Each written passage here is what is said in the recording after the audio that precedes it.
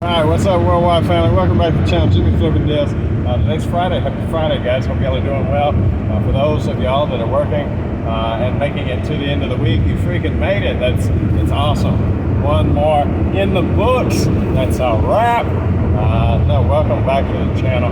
I currently am off to a neighboring town to do some shopping. I figured what better time to do a video than right now, you know. So at any rate, last time I left you, I was having car problems. That was 2 days ago. The check engine light not only came on, but it started flashing at me, and that is no good at all. And I freaked out because my car means a lot to me. I'm sure, like most people, as far as like if a car goes down, that's potentially catastrophic in the meantime. Now, luckily, you know, I do buy cheap cars on purpose, but like this one I bought 4 years ago, cost me $2,600, right? And I drove it 60-something thousand miles so far. So it's been a wonderful deal, and I'm able to write off, what is it, 58 cents a mile towards my taxes for wear and tear. So considering that, think how much I've been able to deduct potentially off of this car if I've been in business the whole 4 years, which I haven't, but it just goes to show me personally why buying cheaper cars for business and for life in general makes so much more sense for me. But either way, I was having problems with it, which is something that people with new cars don't deal with as often. But in the last 4 years, I've put brakes on it twice, put an alternator and a battery. It's been a phenomenal car until the day before yesterday, when I was driving doing a video, check engine light came on, started flashing. I kind of freaked out. I did, because one, I'm 15 miles away from home and I live on my own with nobody to, you know, like depend on, like, hey, come pick me up kind of deal. That didn't work. So at any rate, you know, little flabbergasted, but I got on Google, and the way that the check engine light was flashing, it said it's consistently, in my model, a misfire, and that although they recommend getting it fixed immediately and getting straight to the shop and everything else, just my mechanical sense, whether it be faulty or not, but my mechanical sense told me that I could probably make it home and then make it to the auto repair place, auto parts store the next day, which is exactly what I did. So I changed, apparently I have a 4-cylinder and 2 of the cylinders weren't functioning. So basically my engine was trying to run on half of the available power that it had. So it made for very sluggish takeoffs, very weird idles, and potentially almost dying every moment that it wasn't up and moving. So once I got it up to about 30 miles an hour, it kind of leveled out, and then I could, as long as I wasn't going up a hill, I could do just fine. I could get it up to 70, 80 miles an hour, as long as I was patient, and I was. So I did make it home. I made it to the auto parts store, changed all 4 coil packs and 4 spark plugs. They also gave me 2 things that I need to change in the very near future, but it wasn't what was creating the problem yesterday or the day before yesterday.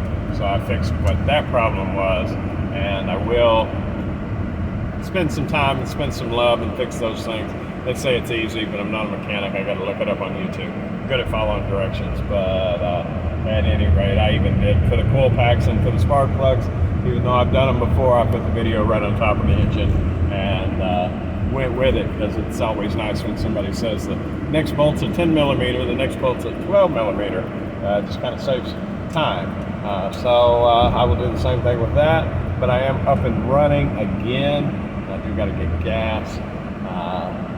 So I'm happy that it wasn't anything really major with the car. It did make me look at some cars. Right now this is 2005, and I know for a lot of people that's like way old, but for me, I like it. I enjoy it, right? Let me roll the window down, or it's gonna get too hot. But when I thought I was out, for the same amount of money that I put in 4 years ago, just about right at the same, like 4,000 instead of 2,600, I could get a 2011. So That was up considerably from 2005 to 2011. That would have been 6 years newer. Kind of got me salivating a little bit. I'll be right back. All right. Yeah. Anyway, 2011 version kind of had me salivating because although I am cheap, I do like newer, and it looked clean. I like this model. So it was this model, and it was a coupe. They stopped making coupes in these as they got newer, but that one was still within the age group. So yeah, got me kind of looking forward to it. But luckily for my pocketbook, right now I get to keep this one. So let's see, where are we as far as sales? Because I know a lot of the people that do watch my channel, and thank you for watching, seem to be, I would think, the kind of people that resell. So how's business? So far it's 2 o'clock in the afternoon, and I've got 5 sales already today. So I am super happy about those. Not a lot. I mean, actually, one of them was fairly decent, but I don't think I've made quota yet for the day, so they need to keep popping, but it is early, so to speak. So I do anticipate that I'll be fine again today. Now, yesterday I did almost 1.5 times what I needed to in order to make quota, so it's not a super huge deal. I'm kind of ahead of the game for this week, so that's a bonus. It's nice to not have to worry so much about making base bills, right? Everything else is gravy. It'll get there when it gets there. I'm building, and I will get bigger. But right now, in all honesty, I've been going through a whole bunch of smalls, eliminating that death pile, so to speak, you know, that had built up while I had a regular job. And, you know, you always list the most profitable items first, right? You know, you find a whole bunch of stuff, and then you find that one, so you list the one, and the other ones kind of get stuck by the wayside, especially the low dollar ones.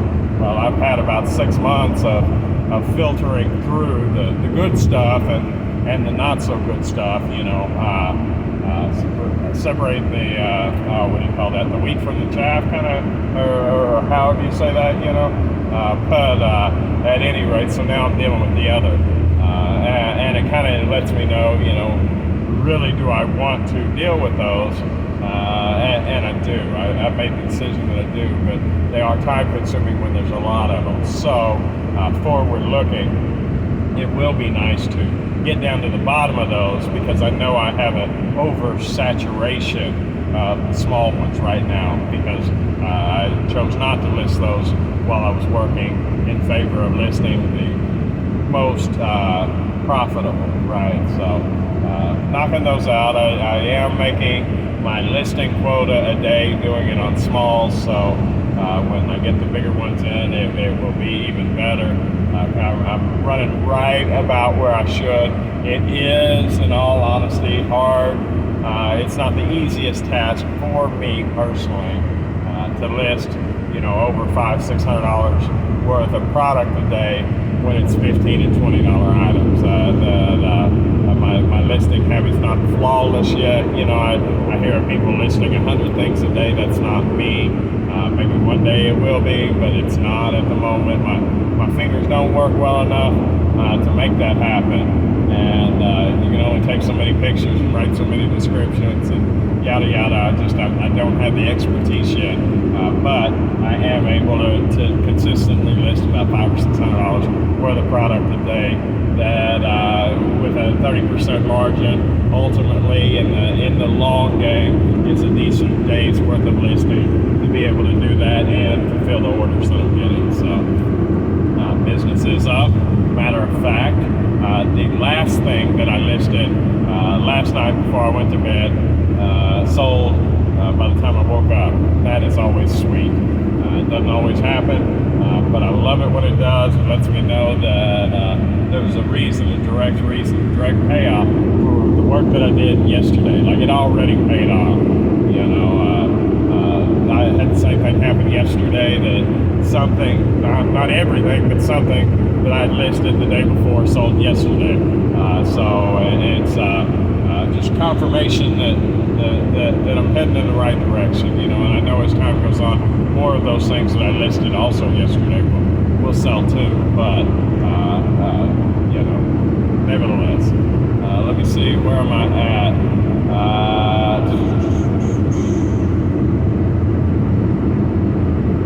Promotional sales, eBay, a 60-40 split.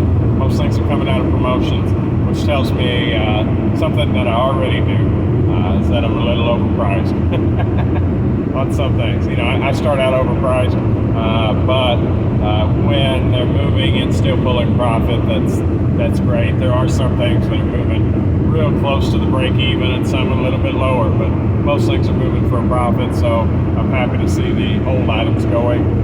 For those that don't know, turn my store on and I renew it every week, but I do a promotional sale where, you know, anything that I've had for 13 months is 10% off. Anything I've had 14 months is 15% off, and each month gets a successive, I think that's the right word, 5% off. So at the current moment, there are some things in my eBay store that are 40% off. So that's getting my, what do you call that, the conversion rate up. It's higher than it's ever been, which I believe is helping with traffic for the newer listings as well. I think I'm getting a bigger digital footprint. My views are up, and, you know, impressions are up, views are up, conversions up. It's popping, right? So that's phenomenal. Matter of fact, what is it? Month over month, and I'm not talking year over year because that's up too. I just don't know how much. But month over month, right now, for the last rolling 30-something days, up like 37%. So I guess that's what the difference, right, from being part-time to full-time, because it's not the time of the year. The time of the year says I should be down. Matter of fact, I am getting close. Not quite there yet, but I'm getting close to my 2021 Christmas numbers right now in May. So that just shows that it's going to be a phenomenal uptick of a year. If there's anything to sell by then, and I'll ensure that there is, by catching some of these things. I do road trips definitely are in my future in order to pull more product than what I'm pulling now. So I'll bring you along on the journey on that. Not necessarily into the stores because either that takes a live, which I don't have enough followers, but if you want to subscribe, hit or should I say followers, I get the lingo mixed up in between them. Viewers that subscribers. I don't have enough subscribers to go live, so that's definitely not even an option. Don't know that I would do it anyways, and I don't want to do all the editing, so I'll just let y'all know how things go. I definitely want to bring y'all into the house more, but I got to find ways of doing that, and I haven't spent the time to work on getting the software and stuff. From what I understand, the amount of money that those subscriptions cost are not an issue. It's something that I want to do. It's an investment in my, not even that I expect to have a payoff. I think I want to do this, so I'm gonna do it. I'll spend a little bit of time with that, see how that goes, and we'll see how this channel grows, right? Short of that, like I said, 5 sales so far. Last time I looked anyways, there may be more now. Getting close to quota for the day. Sales are up, they're phenomenal, the car's great.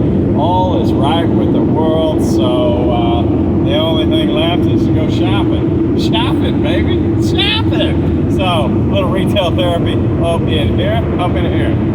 Y'all have a wonderful day, guys. I'll see you tomorrow. All right, bye.